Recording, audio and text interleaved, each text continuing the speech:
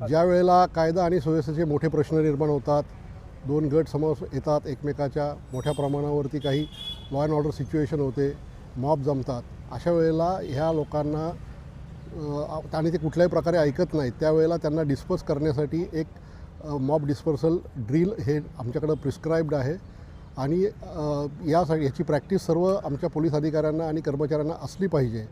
यासाठी आम्ही आमच्या इथे कल्याणमध्ये झोन 3मध्ये आणि झोन 4मध्ये याची प्रॅक्टिस आम्ही आयोजित केलेली आहे, ज्याच्यामुळे आमच्या कर्मचाऱ्यांना त्याचा सराव होईल, अधिकाऱ्यांना सराव होईल, त्याच्यातली इक्विपमेंट्स वापरण्याचा सराव होईल. आणि अशा कुठल्याही एखाद्या ठिकाणी जो लॉ अँड ऑर्डर क्रिएट होईल त्यावेळेला आमचं पोलीस दल हे सुसज्ज आहे, त्याचं डेमॉन्स्ट्रेशन पण होईल. या सगळ्या उद्देशाने आम्ही हा सराव घेत आहोत.